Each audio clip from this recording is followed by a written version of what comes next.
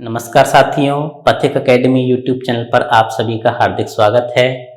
अब तक हमने अपनी इस क्लास में राजस्थान नगर पालिका अधिनियम के अध्याय 1, अध्याय 2, अध्याय 3 और अध्याय 4 की क्लासेस कंप्लीट कर ली हैं। इन सभी अध्यायों के एमसीक्यू क्लासेस भी अपलोड कर दी गई हैं। उम्मीद करता हूँ आपने पूरी क्लासेस और एमसीक्यू क्लासेस देखी होंगी और आपको वो क्लासेस पसंद आई होंगी। आज की क्लास में हम राजस्थान नगर पालिका अधिनियम के 5वें अध्याय नगर पालिका वित्त और नगर पालिका निधि को शुरू करने वाले हैं। आज हमारी राजस्थान नगर पालिका अधिनियम 2009 की 15वीं क्लास है।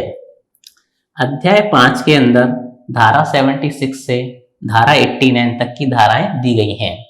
तो आज की क्लास की पहली धारा और अध्याय 5 की पहली धारा 76 से हम शुरुआत करते हैं आज की क्लास की।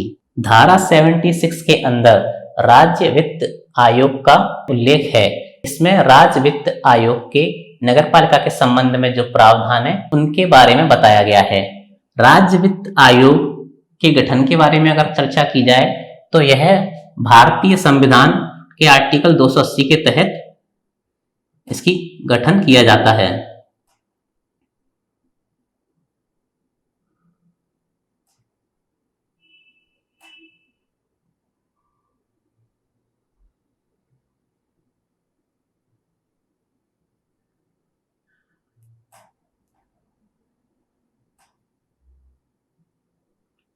तो राज्य वित्त आयोग का गठन भारतीय संविधान के अनुच्छेद 280 के तहत गठन किया जाता है इसका। और धारा 76 के अंदर राज्य वित्त आयोग और नगरपालिका से संबंधित जो प्रावधान दिए गए हैं उनके बारे में हम नीचे चर्चा करेंगे। इसका पहला पॉइंट है कि राज्य वित्त आयोग नगरपालिका की वित्तीय स्थिति का पुनर्विलोकन करेगा और निम्न की सिफारिश राज्यपाल से करेगा। अर्थात जो राज्य वित्त आयोग है वह नगरपालिका की वित्तीय स्थिति का पुनर्विलोकन करेगा और नीचे जो पॉइंट दिए गए हैं उनसे संबंधित सिफारिशें वह राज्यपाल से करेगा। जिसमें अपना पहला पॉइंट आ जाता है, राज्य द्वारा उद्ग्रहणीय ऐसे करों, शुल्कों, पथकरों, फीसों के शुद्ध आगमों के जो राज्य व नगरपालिका के मध्य विभाजित किए जाएंगे, ऐसे वितरण को सभी स्तर की नगरपालिका के बीच आवंटन के लिए राज्यपाल से सिफारिश। इसमें सबसे पहला पॉइंट है वह आप देखिए कि राज्य द्वारा उद्ग्रहणीय ऐसे करों, शुल्कों, पथकरों और फीसों के शुद्ध आगम जो राज्य व नगरपालिका के मध्य विभाजित किए जाने हैं और ऐसे वितरण को सभी स्तर की नगरपालिकाओं के बीच आवंटन करने के लिए राज्य वित्त आयोग राज्यपाल से सिफारिश करेगा। इस पॉइंट में हमने इस चीज को पढ़ा। अब आप इसको एक बार समझिए। इसमें होगा क्या कि राज्य सरकार जो भी टैक्स कलेक्ट कर रही है, जो भी शुल्क, पथकर अर्थात रोड टैक्स और फीसों के शुद्ध आगम जिनको राज्य सरकार लेती है, उन सभी टैक्सों का राज्य व नगरपालिका के बीच बंटवारा होता है और जो बंटवारा होगा वो सभी स्तर की नगरपालिकाओं के मध्य होगा। ऐसा नहीं है कि केवल बड़े नगर निगमों को पैसा दे दिया जाए या नगर परिषदों को दिया जाए। सभी स्तर की नगरपालिकाओं के बीच टैक्स से प्राप्त धन का बंटवारा किया जाएगा और ऐसे बंटवारे से संबंधित सिफारिश राज्य वित्त आयोग राज्यपाल से करेगा। ये इस पॉइंट में दिया गया है। इसके बाद कुछ अन्य पॉइंट भी दिए गए हैं जिनको हम अध्ययन करेंगे। आगे धारा 76 में दूसरा पॉइंट हो जाएगा, ऐसे कर, शुल्क, पथकरों को जो नगरपालिका को समनुदिष्ट शब्द का इंग्लिश वर्ड है असाइन किए जा सकते हैं या उसके द्वारा विनियोजित किए जा सकते हैं, उसकी सिफारिश भी राज्य वित्त आयोग राज्यपाल से करेगा। तीसरा पॉइंट है, राज्य की संचित निधि में से नगरपालिका को सहायता अनुदान की सिफारिश। तो जो राज्य की संचित निधि होती है उसमें से नगरपालिका को कितनी सहायता और अनुदान देना है उसकी सिफारिश भी राज्य वित्त आयोग राज्यपाल से कर सकता है। अब इसमें खा पॉइंट देखेंगे कि नगरपालिका की वित्तीय स्थिति सुधारने के लिए आवश्यक अध्युपायों के बारे में भी राज्य वित्त आयोग राज्यपाल से सिफारिश कर सकता है। इसका अर्थ यही हो जाएगा कि किसी नगर पालिका की वित्तीय स्थिति अच्छी नहीं है तो नगर पालिका की वित्तीय स्थिति को सुधारने के लिए अगर कोई सुझाव है तो वह राज्य वित्त आयोग राज्यपाल को दे सकता है। और इसी में अगला पॉइंट है कि नगर पालिका की सुदृढ़ वित्तीय स्थिति के हित में राज्य वित्त आयोग को निर्दिष्ट किए गए किसी अन्य विषय के बारे में भी राज्य वित्त आयोग राज्यपाल को सिफारिश कर सकता है। इसका अर्थ यह हो जाएगा कि कोई नगर पालिका है तो नगर पालिका राज्य वित्त आयोग को इस बारे में बताएगी और राज्य वित्त आयोग जब इसको उचित समझेगा तो वह इस संबंध में राज्यपाल को सिफारिश कर सकता है। तो इस प्रकार हमने धारा 76 में देखा कि धारा 76 में राज्य वित्त आयोग और नगर पालिका के बीच जो संबंध है उसके बारे में उल्लेख किया गया है, जिसमें हमने सबसे पहला पॉइंट धारा 76 में यह देखा था कि किस प्रकार राज्य वित्त आयोग नगर पालिका की वित्तीय स्थिति का पुनर्विलोकन करता है और निम्न के बारे में राज्यपाल से सिफारिश करता है। वह राज्यपाल से किन किन चीजों के लिए सिफारिश करता है यह भी हमने पढ़ा था, जिसमें हमने सबसे पहला पॉइंट देखा था कि राज्य द्वारा जो टैक्स, रोड टैक्स, शुल्क, फीस आदि वसूली जाती हैं उसमें नगर पालिकाओं का भी हिस्सा होता है। वह राज्य और नगर पालिकाओं के बीच विभाजित होता है। वैसे अगर भारतीय संविधान के अकॉर्डिंग बात करें तो राज्य द्वारा कलेक्ट किया गया टैक्स राज्य सरकार, पंचायतों और नगरीय निकायों के बीच विभाजित होता है। लेकिन जब हम नगर पालिका अधिनियम पढ़ रहे हैं तो हम यहाँ यही देखेंगे कि जो टैक्स कलेक्ट किया जा रहा है वह राज्य सरकार और नगर पालिका के बीच विभाजित होगा। इसमें हमने आगे देखा था कि नगर पालिकाओं में ऐसा नहीं है कि सिर्फ बड़ी नगर पालिकाओं को पैसा दे दिया जाएगा।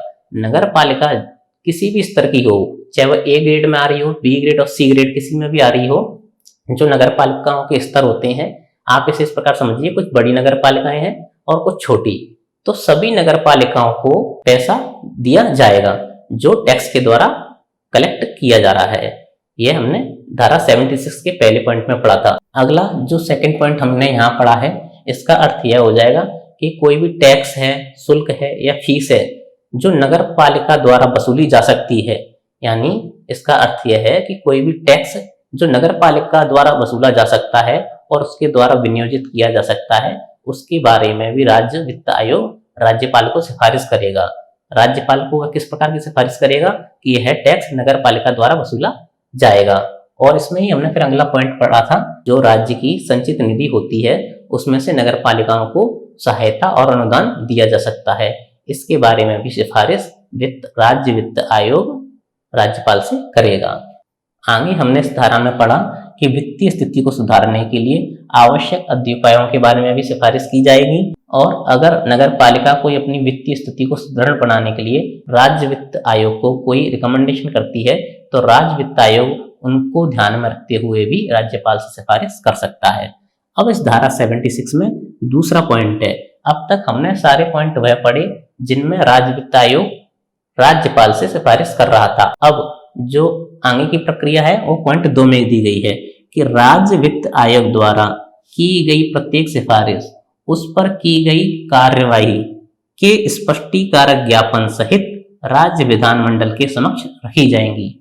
इसका अर्थ यह है कि राज्य वित्त आयोग जितनी भी सिफारिशें हैं जो हमने अभी पढ़ी हैं वह राज्यपाल से कर रहा है और जब वह राज्यपाल से कर रहा है तो इस संबंध में कुछ ना कुछ कार्यवाही भी की गई होगी। तो उस सिफारिश से संबंधित क्या एक्शन लिया गया है और उसके पूरे स्पष्टीकारक ज्ञापन अर्थात उसको पूरा एक्सप्लेन करके उस मेमोरेंडम को राज्य विधानमंडल अर्थात राज्य की विधानसभा के सामने पेश किया जाएगा। तो आपने देखा किन किन चीजों के लिए सिफारिश की जाएगी। उसके बाद आपने देखा कि जब राज्य वित्त आयोग सिफारिश कर देगा राज्यपाल से तो उन सिफारिशों पर क्या कार्यवाही की गई है और उस सिफारिश को पूरा एक्सप्लेन करके अच्छे से स्पष्टीकारक ज्ञापन यानी कि एक्सप्लेनेटरी मेमोरेंडम वो राज्य विधानमंडल अर्थात विधानसभा के सामने पेश किया जाएगा। इस प्रकार हमने पूरी धारा 76 को अच्छे से समझ लिया है। आगे हम धारा 77 पढ़ेंगे। अगली धारा है धारा 77। धारा 77 में बताया गया है राज्य वित्त आयोग की सिफारिशों का क्रियान्वयन। हमने धारा 76 में देखा कि राज्य वित्त आयोग किन किन चीजों की सिफारिश नगर पालिका के लिए राज्यपाल से करेगा, और हमने उसमें दूसरा पॉइंट देखा था कि जब राज्य वित्त आयोग राज्यपाल से सिफारिश करता है तो उन सिफारिशों पर क्या कार्यवाही की गई है और उनका एक्सप्लेन करते हुए एक डॉक्यूमेंट्स मेमोरेंडम वह राज्य विधानमंडल अर्थात राज्य की विधानसभा होगी उसके सामने पेश करेगा। अब इसमें आगे बताया गया है कि राज्य वित्त आयोग की जो सिफारिशें होंगी उनका क्रियान्वयन क्या होगा। इसके लिए धारा 77 में जो चीजें दी गई हैं उनको हम पढ़ते हैं। तो धारा 77 में दिया है कि राज्य वित्त आयोग की सिफारिशों पर विचार करने के पश्चात उनका अवधारण किया जाता है राज्य सरकार के द्वारा। तो राज्य वित्त आयोग की सिफारिशों पर विचार करने के पश्चात राज्य सरकार क्या क्या करेगी, उसके 4 पॉइंट दिए हैं, उनको हम देख लेते हैं। तो करों, शुल्कों, पथकरों का नगर पालिका को न्यागमन, न्यागमन शब्द का अर्थ हो जाएगा हस्तांतरण, अर्थात जो टैक्स, रोड टैक्स, शुल्क राज्य सरकार द्वारा पहले वसूले जा रहे थे उनको वह नगर पालिका को हस्तांतरित कर सकती है। यह कब होगा, जब राज्य वित्त आयोग ने इसके संबंध में राज्यपाल से सिफारिश की होगी और एक एक्सप्लेनेशन का पूरा मेमोरेंडम विधानसभा में पेश किया होगा। उसके बाद राज्य सरकार ने उस पर क्रियान्वयन किया होगा। तो क्रियान्वयन करने के पश्चात जब राज्य सरकार तय कर देगी तो करों, शुल्कों और पथकरों का ट्रांसफर नगर पालिका को हो जाएगा। अगला पॉइंट सेम इसी के समान है। इसमें भी बताया गया है कि करों, शुल्कों और पथकरों का नगर पालिका को समनुदेशन कर दिया जाएगा, अर्थात नगर पालिका को असाइन कर दिया जाएगा। कोई भी नया टैक्स हो सकता है, इसमें रोड टैक्स होते हैं, वह नगर पालिका को समनुदेशित कर दिए जाएंगे, अर्थात अब उन टैक्सों को नगर पालिका वसूल करेगी। इसी में अगला पॉइंट है कि राज्य की संचित निधि से नगर पालिका को सहायता अनुदान को मंजूरी मिल जाएगी। पिछली धारा में हमने देखा था कि सहायता अनुदान के लिए सिफारिश की गई है, और धारा 77 में हम देख रहे हैं कि जब विचार हो जाएगा, राज्य सरकार विचार कर लेगी, उसके बाद राज्य सरकार सहायता अनुदान के लिए मंजूरी दे देगी। और इसी में अगला और आखिरी पॉइंट है कि नगर पालिका की वित्तीय स्थिति को सुधारने के लिए अपेक्षित अध्यापायों के बारे में भी राज्य सरकार विचार करेगी और उनको अवधारित करेगी। अगली धारा है धारा 78। धारा 78 में राज्य सरकार से वित्तीय सहायता के बारे में उल्लेख किया गया है, अर्थात राज्य सरकार से जो वित्तीय सहायता नगर पालिका को मिलेगी उसके बारे में प्रावधान इस धारा के अंदर दिए गए हैं। इस धारा में 3 पॉइंट हैं। एक बार हम इन पॉइंटों को पढ़ेंगे, उसके बाद इनको समझने का प्रयास करेंगे। आप देखेंगे पहला पॉइंट में दिया गया है, राज्य सरकार द्वारा समय समय पर नगर पालिका को अनुदान दिया जाएगा और उस रीति जिसमें अनुदान का उपयोग किया जाएगा के बारे में निर्देश या उसके बिना प्रदान करेगी। इस पॉइंट का अर्थ यह हो जाएगा कि जो राज्य सरकार है वह समय समय पर नगर पालिका को अनुदान देगी। अब आगे की जो लाइन है उसको समझने का प्रयास कीजिए कि उस रीति जिसमें अनुदान का उपयोग किया जाएगा, इसका अर्थ यह हो जाएगा कि राज्य सरकार ने जो अनुदान दिया है और वह अनुदान जिस कार्य के लिए या जिस रीति के लिए खर्च होना है, राज्य सरकार अगर अनुदान देती है नगर पालिका को तो वह किसी कार्य विशेष के लिए ही अनुदान देगी। तो जिस कार्य के लिए राज्य सरकार ने नगर पालिका को अनुदान दिया है तो राज्य सरकार उस कार्य के लिए निर्देश दे सकती है और नहीं दे सकती है। इसका अर्थ यही हो जाएगा कि राज्य सरकार जब नगर पालिका को अनुदान दे रही है तो जिस कार्य के लिए अनुदान दिया गया है या जिस कार्य के लिए अनुदान का उपयोग किया जाएगा उस कार्य के बारे में या तो राज्य सरकार निर्देश दे सकती है या हो सकता है वह बिना किसी निर्देश के राज्य सरकार सीधे ही अनुदान दे दे। यह राज्य सरकार के ऊपर निर्भर करता है।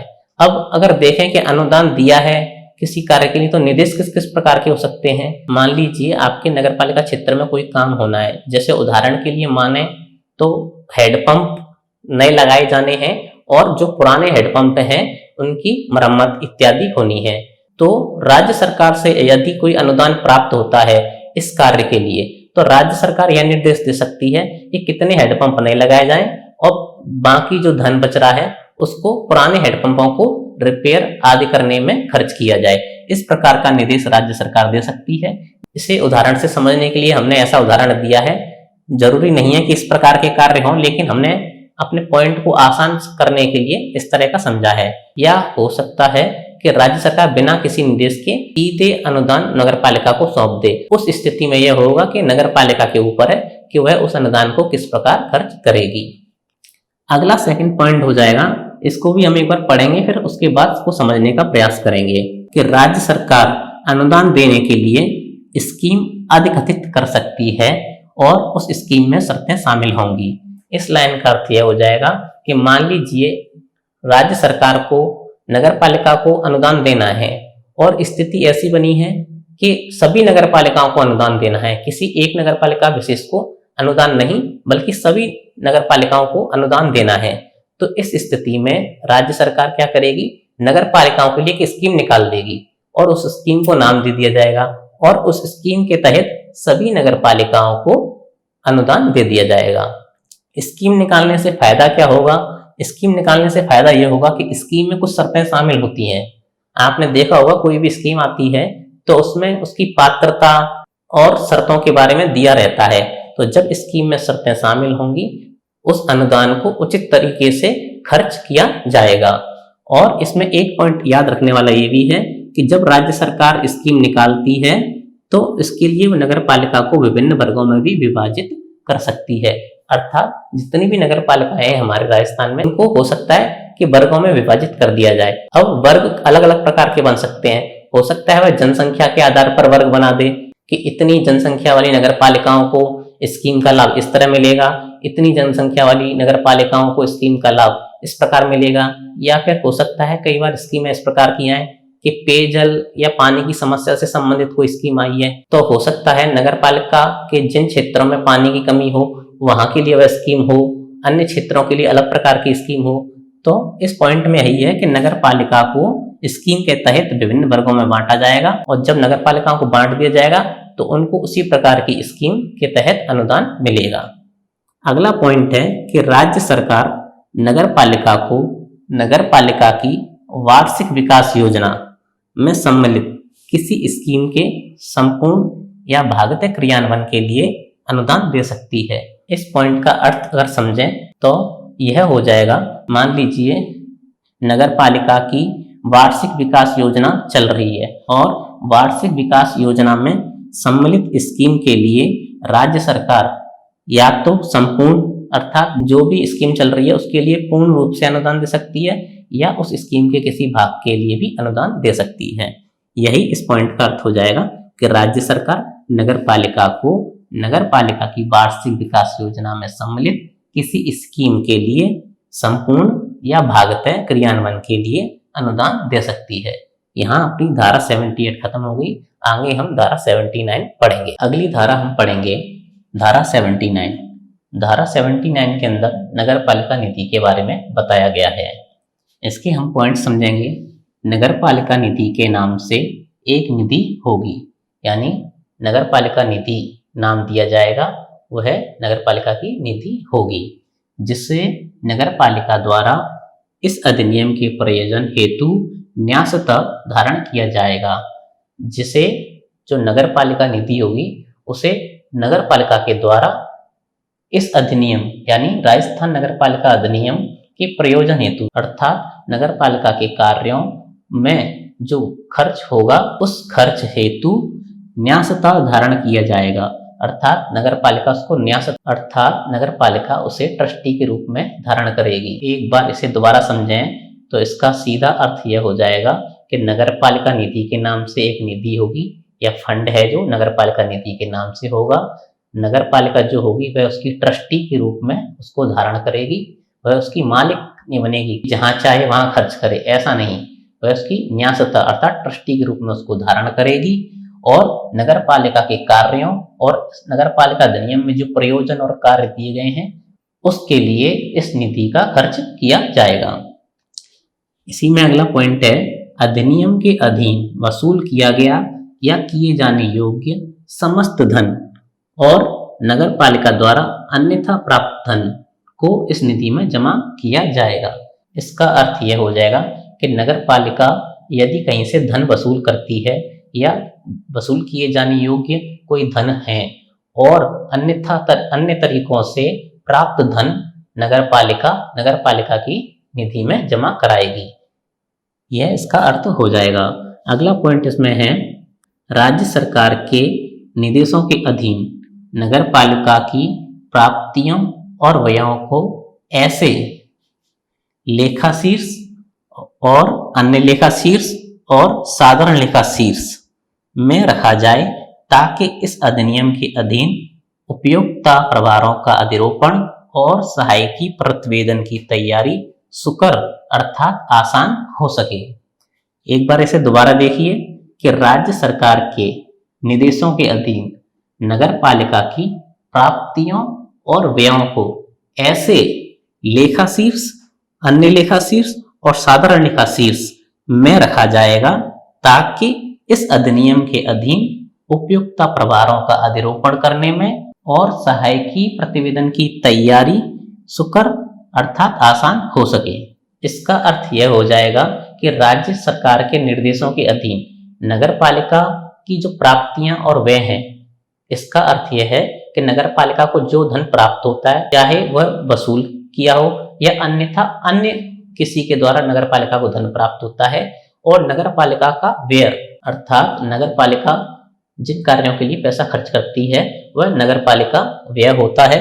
तो इन प्राप्तियों और व्ययों को ऐसे लेखा शीर्षों के अंदर, अन्य लेखा शीर्ष के अंदर और साधारण लेखा शीर्ष के अंदर, यानी 3 प्रकार के जो लेखा शीर्ष दिए गए हैं, इनके अंदर डिस्ट्रीब्यूट करके इनके अंदर इन प्राप्तियों और व्ययों को लिखा जाएगा। ऐसा लिखने से फायदा क्या होगा? तो इस फायदा ये हो जाएगा, उपयोक्ताओं को जो प्रभारों का अधिरोपण किया जाएगा और सहायकी प्रतिवेदन अर्थात सब्सिडी रिपोर्ट की तैयारी करना आसान हो जाएगा, क्योंकि जो प्राप्तियां और व्यय हैं उनको जब हमने 3 प्रकार के लेखा शीर्षों में लिख लिया है तो वह वर्गों में विभाजित हो जाएगी, तो किसी भी प्रकार का कार्य करने में आसानी होगी। आप और हम देखते भी हैं कि जब हम कागज पर अपना हिसाब किताब प्रॉपर ढंग से लिख लेते हैं तो हमें किसी प्रकार के हिसाब में हमारे गड़बड़ नहीं होती। हमारे पास हर चीज का लिखित ब्यौरा होता है और उसको हम अलग अलग चीजों में डिवाइड भी कर सकते हैं कि हमारा पढ़ाई पर कितना खर्च हुआ, हमारा खाने पर कितना खर्च हुआ, हमने अपने रूम का रेंट कितना दिया। तो आपको अपने संपूर्ण धन का ब्यौरा पता होता है कि कहाँ और कितना रुपया खर्च हुआ है। उसी प्रकार नगर पालिका भी अपनी प्राप्ति और व्ययों को इन 3 प्रकार के लेखा शीर्षों में लिखती है, जिससे उसको उपयुक्ता प्रभारों का अधिरोपण करने में और सहायकी प्रतिवेदन को तैयार करने में आसानी होती है। यहाँ जो 3 प्रकार के लेखा शीर्ष दिए गए हैं उनमें किस किस को शामिल किया गया है उसके बारे में भी थोड़ा अधिनियम में दिया गया है, जिसमें हम देखेंगे सबसे पहले लेखा शीर्ष जिसमें जल निकासी, मलवाहन, ठोस अपशिष्ट प्रबंधन, सड़क विकास, गंदी बस्ती सेवाएं और वाणिज्यिक परियोजनाएं शामिल हों। अर्थात लेखा शीर्ष जिसमें हम प्राप्ति और व्यय को लिखेंगे उसमें जल निकासी, मलवाहन, ठोस अपशिष्ट प्रबंध, सड़क विकास, गंदी बस्ती सेवाएं और वाणिज्यिक परियोजनाएं शामिल हैं। अर्थात इनसे संबंधित प्राप्ति और व्यय को लेखा शीर्ष के अंदर लिखा जाएगा।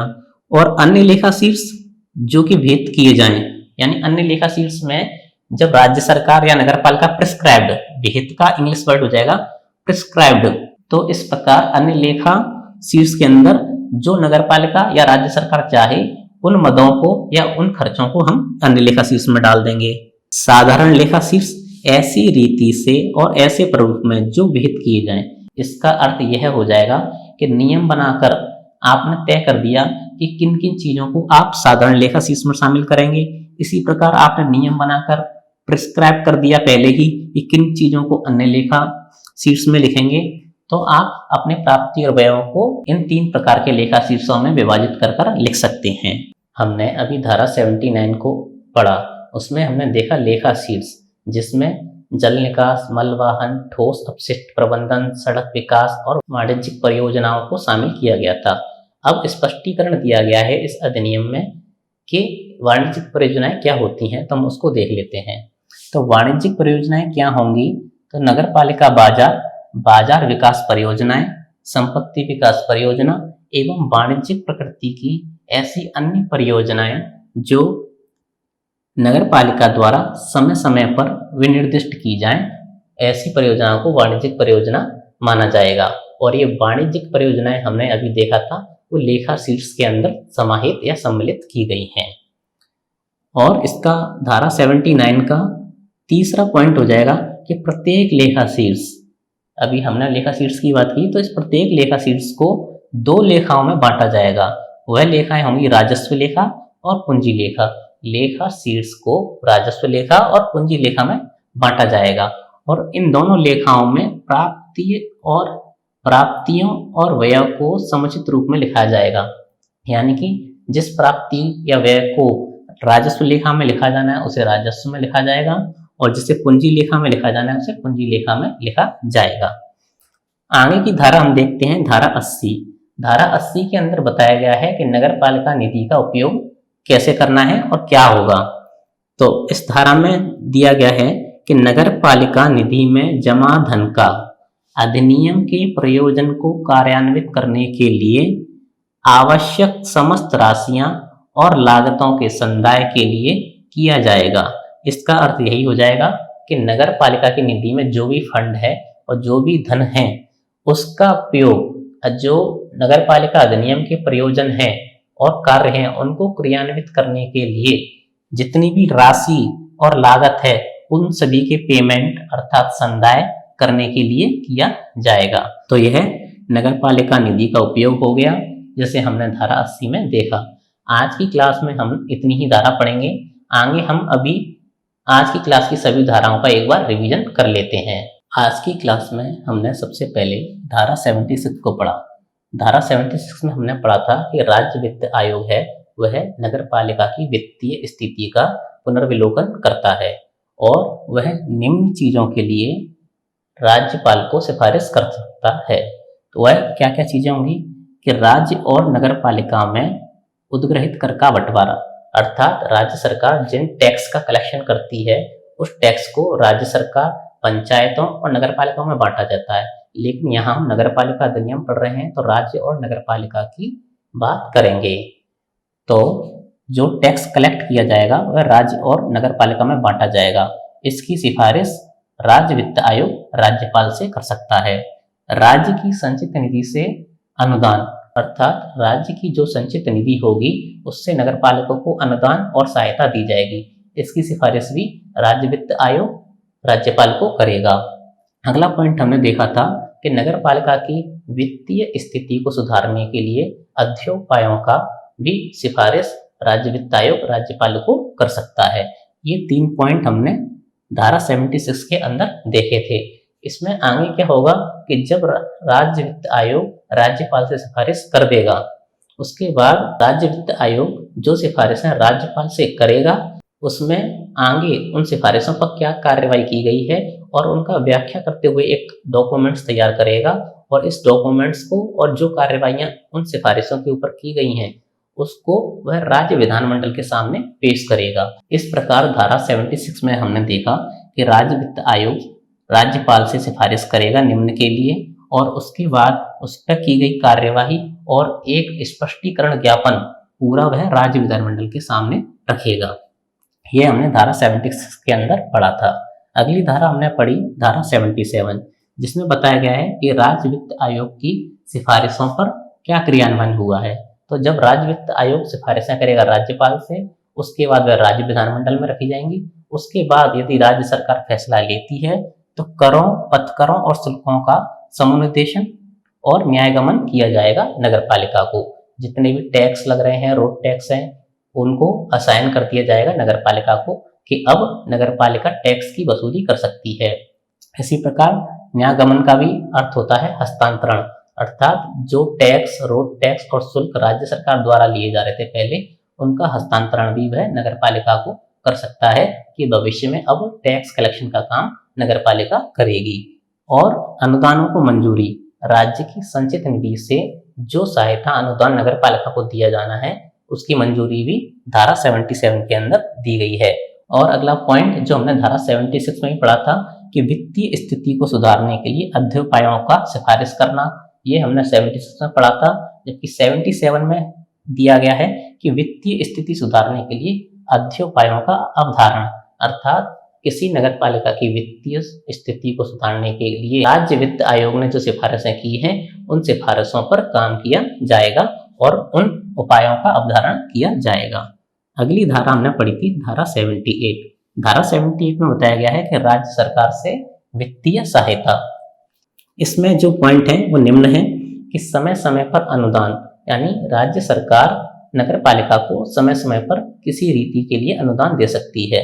रीति का अर्थ यहाँ हो जाएगा किसी कार्य के लिए। मान लीजिए राज्य सरकार ने किसी कार्य हेतु नगर पालिका को अनुदान दिया, तो राज्य सरकार उस कार्य के लिए निर्देश दे भी सकती है और नहीं भी। इसको हमने उदाहरण के द्वारा क्लास में समझा भी था। तो समय समय पर अनुदान दिया जाएगा राज्य सरकार द्वारा नगर पालिका को, और जिस कार्य के लिए अनुदान दिया गया है उससे संबंधित निर्देश या बिना निर्देश हो सकता है, राज्य सरकार उससे संबंधित निर्देश दे भी सकती है और नहीं भी। धारा 78 में अगला पॉइंट हम देखेंगे कि राज्य सरकार अनुदान दे सकती है स्कीम अधिकृत करके भी, अर्थात अगर राज्य सरकार नगर पालिकाओं को अनुदान देना चाहती है और किसी एक नगर पालिका को अनुदान न दे करके वह समस्त नगर पालिकाओं को अनुदान देना चाहती है या किन्हीं विशेष नगर पालिकाओं को अनुदान देना चाहती है, तो वह कोई स्कीम निकाल सकती है। और जब स्कीम निकाली जाएगी तो उस स्कीम में कुछ शर्तें होती हैं और स्कीम की पात्रता होती है। यदि नगर पालिकाएं स्कीम की पात्रता और शर्तों को पूरा कर रही हैं तो उनको वह अनुदान दिया जाएगा। एक पॉइंट इसमें याद रखने वाला ये भी है कि नगर पालिका का वर्गों में विभाजन भी किया जाता है। जब कोई स्कीम निकलती है तो नगर पालिकाओं को अलग अलग वर्गों में विभाजित कर दिया जा सकता है। नगर पालिका के वर्गों का विभाजन जनसंख्या के आधार पर भी किया जा सकता है। जैसे मान लीजिए यह स्कीम में बोला जाए कि यदि जिन नगर पालिकाओं की संख्या 3 लाख से अधिक है उनमें यह स्कीम लागू होगी, 3 लाख से कम जनसंख्या वाली नगर पालिकाओं में यह स्कीम लागू नहीं होगी। तो इस प्रकार से नगर पालिकाओं का वर्गों में विभाजन किया जाता है। अंतिम पॉइंट धारा 78 का यह है कि नगर पालिका की यदि कोई वार्षिक विकास योजना चल रही है और उस वार्षिक विकास योजना के अंतर्गत कोई स्कीम है तो राज्य सरकार उस स्कीम के लिए भी अनुदान दे सकती है।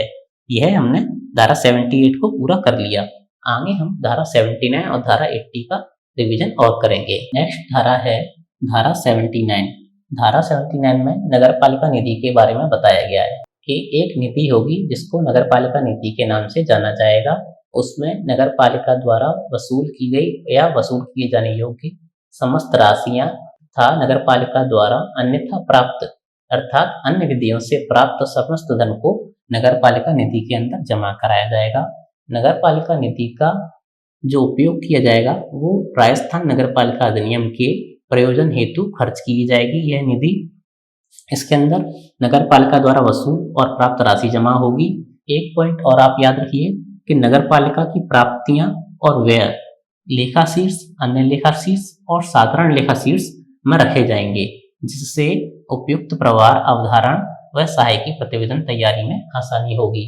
इस पॉइंट का अर्थ यह हो जाएगा कि नगर पालिका की जितनी प्राप्तियां हैं और जितने खर्चे हैं उनको 3 प्रकार के लेखा शीर्षों में रखा जाएगा। वह एक तो है लेखा शीर्ष, एक अन्य लेखा शीर्ष, एक साधारण लेखा शीर्ष। इन 3 में नगर पालिका का हिसाब है पूरा उसको अलग अलग वर्गों में विभाजित कर दिया जाएगा और इन 3 लेखा शीर्षों में जिसमें लिखना है उसमें लिखा जाएगा। लेखा शीर्ष की जब हमने बात की थी क्लास में तो उसमें बताया गया था कि ठोस कचरा प्रबंधन, जल निकासी, मलवाहन और वाणिज्यिक परियोजना इत्यादि से संबंधित मदें लेखा शीर्ष में लिखी जाएंगी। अन्य लेखा शीर्ष में वह मदें लिखी जाएंगी जो विहित हों। इसी प्रकार साधारण लेखा शीर्ष में भी वह प्रारूप अंकित किए जाएंगे जो विहित हों। विहित का अर्थ होता है जो प्रिस्क्राइब्ड हों, अर्थात उनको नियमों के अंदर पहले ही लिख दिया गया हो कि ये चीज धारा 80 में बताया गया है कि नगर पालिका निधि का उपयोग अधिनियम के प्रयोजन को क्रियान्वित करने के लिए जो आवश्यक राशि है, लागत है, उसके संदाय अर्थात पेमेंट करने में होगा। तो नगर पालिका निधि से इस अधिनियम के जो भी कार्य हैं वह किए जाएंगे। आज की क्लास में हमने धारा 76 से लेकर धारा 80 तक पढ़ी। एक बार हमने उनका रिवीजन भी कर लिया और आगे इसकी अन्य धाराओं की क्लास होगी। आप उन क्लासों को भी जरूर देखें। क्लास से लगातार जुड़े रहें आप, क्योंकि यह अभी सही समय है आप जितनी जल्दी इन सभी धाराओं को खत्म कर लेंगे, आप इस पूरे सब्जेक्ट से फ्री हो जाएंगे। और इस धाराओं की क्लास कंप्लीट होने के बाद भी हमारे चैनल पर रिवीजन क्लासेस वीकली तौर पर हुआ करेंगी, और आप उन वीकली तौर पर उन क्लासेस को अटेंड करते रहिए, जिससे आपका रिवीजन इस विषय का होता रहेगा। और बाकी आप जो पार्ट ए है, जो कॉमन पार्ट है, वो लगभग हर भर्ती में आता है। आपकी आरएएस भर्ती हो, चाहे हाईकोर्ट एलडीसी हो, चाहे आने वाली अन्य भर्तियां हो, उन सभी में जो पार्ट ए है आरओ वैकेंसी का, वह आएगा। तो आप उसकी तैयारी में लग जाइए। तो इससे आप आरएएस के एग्जाम में भी आपको फायदा मिलेगा, और हाईकोर्ट एलडीसी में भी फायदा मिलेगा, और उस आने वाली अन्य भर्ती एग्जामों में फायदा मिलेगा। क्योंकि जो पार्ट ए है, जिसमें पॉलिटी, राजस्थान हिस्ट्री, राजस्थान भूगोल और अपना करंट अफेयर है, वो कॉमन पार्ट लगभग हर एग्जाम में पूछा जाता है। तो यह बिल्कुल उचित समय है कि आप धाराओं को कंप्लीट कर लें एक बार, और फिर इनकी वीकली रिवीजन आप करते रहें। आज की क्लास अगर आपको पसंद आई हो तो आप वीडियो को लाइक जरूर करें, चैनल को सब्सक्राइब करें। आपका वीडियो देखने के लिए बहुत बहुत धन्यवाद।